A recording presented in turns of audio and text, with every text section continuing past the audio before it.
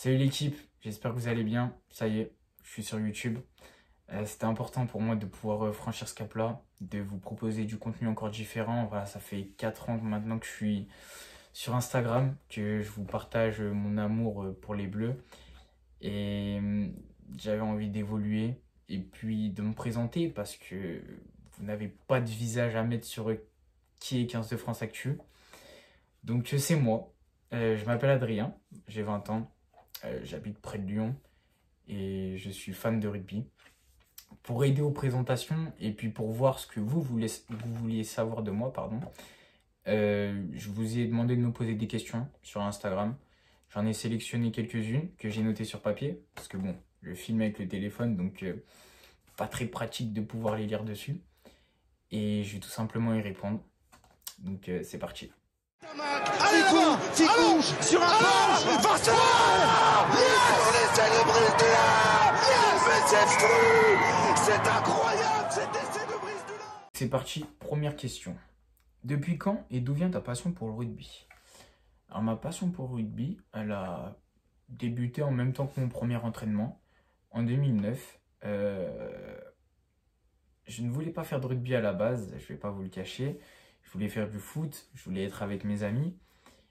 Et mon père m'a quand même un peu forcé la main pour faire au moins un entraînement de rugby. Autant vous dire qu'il m'a forcé la main qu'une seule fois. Après, ça a été une évidence. J'ai plus jamais eu l'envie de faire du foot. Et, euh, et voilà. Après, je dirais quand même que ma passion pour le rugby a pris de l'ampleur lorsque je suis allé voir mon premier match de rugby professionnel. C'était Bourgoin, qui était à l'époque encore en top 14. J'en garde de très très bons souvenirs. Et ouais, je dirais quand même que c'est là où elle s'est décuplée. Puis aussi au premier tournoi de l'équipe de France que j'ai vu, que j'ai regardé, qui était en 2010. Et il y a eu le Grand Chelem. Et là, ça a encore fait croître mon amour pour le rugby. Deuxième question. Quel club mythique français aimeriez-vous revoir au plus haut niveau? Alors, il y a écrit quel club mythique français au pluriel. Donc, je vais en citer plusieurs. Premier club, Bourgoin, voilà, qui est mon club de cœur. Vous pouvez le voir sur les ballons. Qui restera toujours le club numéro 1 pour moi. Bourgoin, c'est intouchable.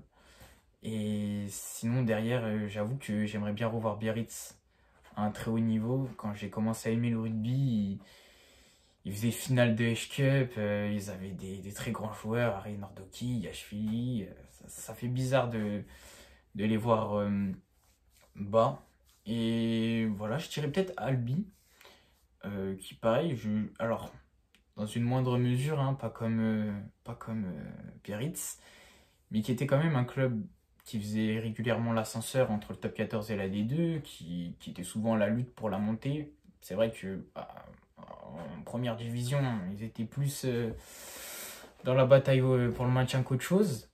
Mais c'est un club qui m'a marqué. Voilà. Après, les puristes, enfin, plutôt les anciens, Citron, Narbonne et Béziers, mais c'est des clubs que je n'ai pas connus au niveau, donc j'ai pas la même sensibilité, même si je sais que historiquement, ça serait beau également de les revoir au plus haut niveau. Mais voilà. Mais en premier lieu, quand même, Bourgoin, clairement, au moins en Pro D2, ça serait super bien déjà. Troisième question, qui est le meilleur joueur?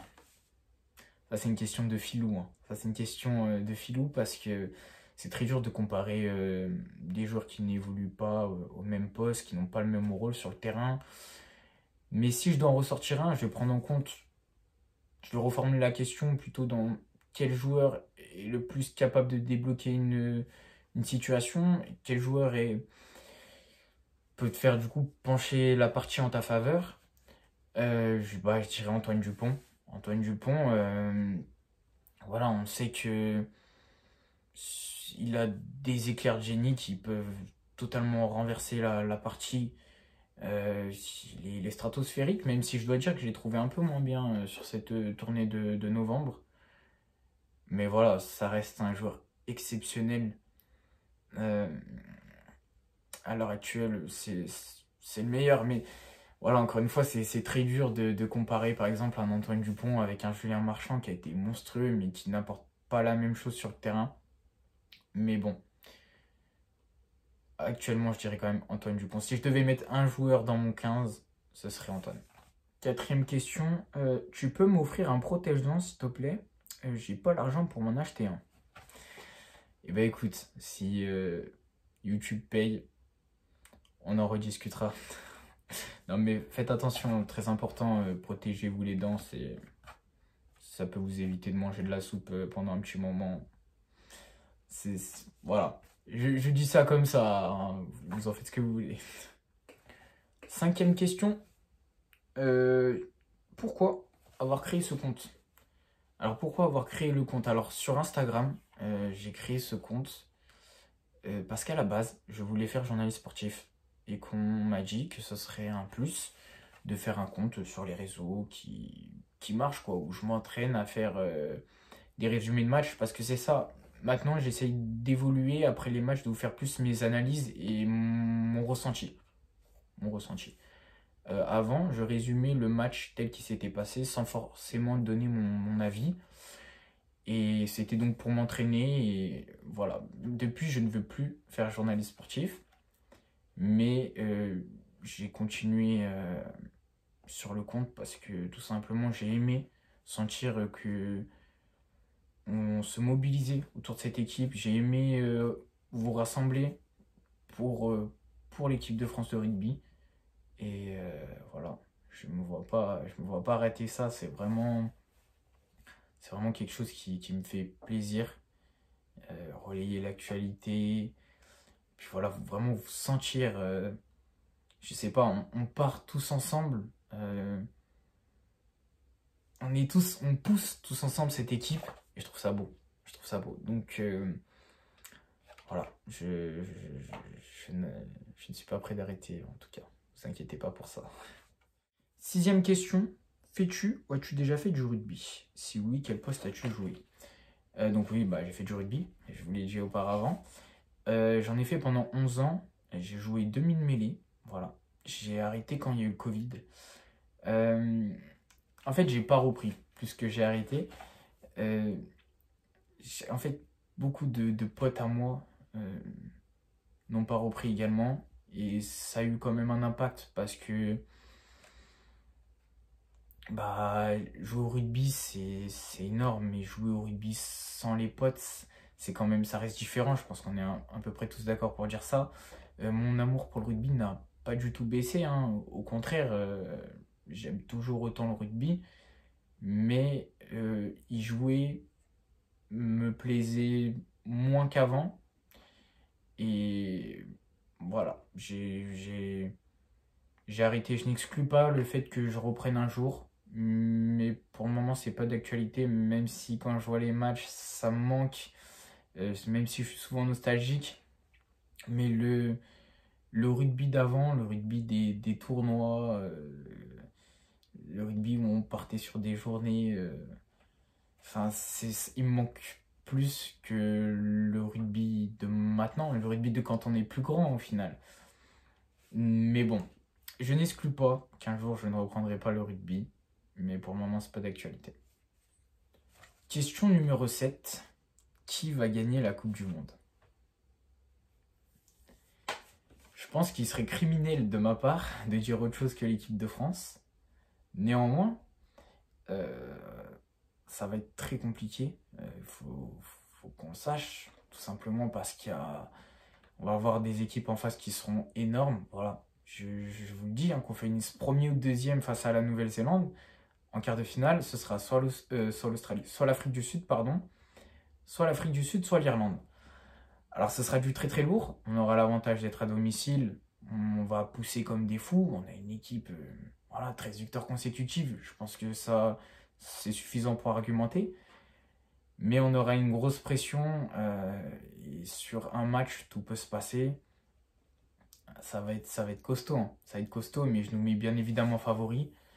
Je pense vraiment qu'on peut le faire. Enfin, je pense pas. Je pense de mémoire que l'équipe de France, pardon, n'a jamais été autant en bonne position pour gagner la Coupe du Monde. Donc c'est sûr que ça serait plus que décevant de ne pas la prendre en 2023. Mais il faut rester conscient que l'adversité va être énorme, va être féroce. On est avec ce record.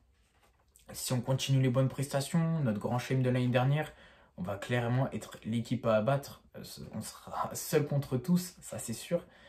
Mais ça va être le moment pour nous, supporters, d'être vraiment autour, de pousser, de ne pas mettre une trop grosse pression sur eux, vraiment de les tirer vers le haut. Et voilà, j'espère qu'ils vont nous faire vibrer. J'ai hâte de cette Coupe du Monde. Mais ouais, la France va gagner la Coupe du Monde 2023, je le crois de tout cœur. 8e et avant-dernière question. Pour quelle équipe es-tu en top 14? Alors en top 14, je suis pour Clermont-Ferrand. Voilà, je suis pour Clermont depuis quasiment toujours. Derrière Bourgoin, bien évidemment. Je sais pas pourquoi, je ne saurais pas vous dire pourquoi. À la base, je suis pour Clermont parce que j'aimais bien l'équipe. Franchement, je ne sais pas. Mais quand Morgan Parra, qui est mon joueur préféré, a rejoint Clermont, parce qu'à la base, oui, pour ceux qui ne savent peut-être pas, il était à Bourgoin. J'ai même une photo dans ses bras que je vous affiche. Quand Morgan Parra a rejoint Clermont, ça fait exploser mon amour pour l'ASM, même si ça ne l'a vraiment jamais mis devant Bourgoin. Mais du coup, je suis pour Clermont. Voilà, actuellement, il traverse une phase vraiment difficile. Le renouveau a du mal à se faire. Voilà, on parle d'un départ de Damien Penaud. On a déjà eu le départ du capitaine Ituria. C'est clairement, les beaux jours sont loin à Clermont. Mais bon, on ne perd pas espoir. Un grand club comme ça, quand même, ça ne peut pas mourir. Non, je vous le jure, ça ne peut pas mourir. On va se relever. 9e question, avant-dernière question. Je sais, j'ai déjà dit ça précédemment, mais je me suis trompé. Donc voilà, là c'est vraiment l'avant-dernière question. Tu penses quoi d'Alexandre Roumat? Alors, Alexandre Roumat est un très bon joueur de rugby. Offensivement, je trouve qu'il se propose pas mal. Défensivement, il est solide. J'ai été assez surpris de ne pas le voir dans la liste des tests de novembre de Fabien Galtier. Je pense vraiment qu'il aurait sa place. Et bon, pour moi, rien n'est perdu pour lui. Mais quand même, va falloir que les sélections arrivent vite parce que j'ai du mal à le voir, pour la Coupe du Monde avec s'il a 0 sélection et qu'il n'a même juste jamais été appelé dans un rassemblement. Il est peut-être d'ailleurs parti de Bordeaux à Toulouse pour ça, pour avoir plus de lumière. Donc après, s'il continue d'enchaîner les titularisations à Toulouse et les bonnes performances, il aura sûrement un coup à jouer pour le tournoi. Donc c'est tout le mal que je lui souhaite. Et voilà, en tout cas, Alexandre Roumat est un très bon joueur de rugby. 10e et dernière question. Pourquoi avoir créé cette chaîne YouTube et quel contenu veux-tu nous proposer? Alors comme je vous l'ai dit dans l'intro, j'ai créé cette chaîne YouTube pour pouvoir avoir une interaction plus simple et tout simplement différente de celle qu'il y a sur Instagram. Et le contenu que je vais vous proposer, c'est des réactions de matchs, après les matchs de l'équipe de France à chaud. Donc ce ne sera pas forcément une analyse très technique, très approfondie, ce sera plus des émotions, mon ressenti, vraiment la vision d'un supporter. Après, je peux rentrer un peu dans le technique, mais je veux dire, comme par exemple, à titre de comparaison, l'Ovaliste qui est un très bon youtubeur, hein, qui nous fait des vidéos très détaillées très techniques sur le jeu. Moi, ce sera pas porté là-dessus, ce serait plus émotionnel, voilà, moins approfondi là-dedans. Et puis revenir sur des matchs de légende de l'équipe de France qui ont marqué des générations.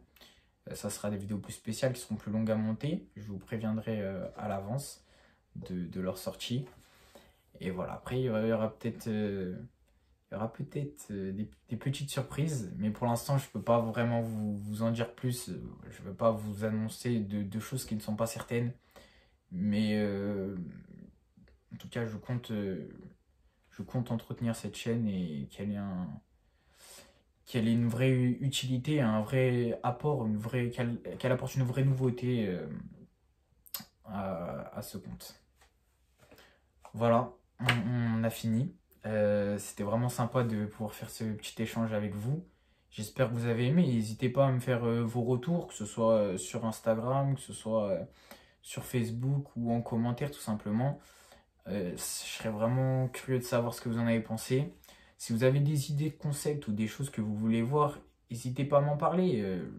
Je veux dire, je ne mange personne. Donc, ce sera toujours sympa d'échanger. Et voilà, je vous laisse. N'hésitez pas à vous abonner si ça vous a plu. Voilà, à liker et vraiment à me faire surtout vos retours parce que c'est ce qui compte le plus pour moi, c'est de savoir ce que vous en avez pensé. Je vous laisse. Allez les bleus.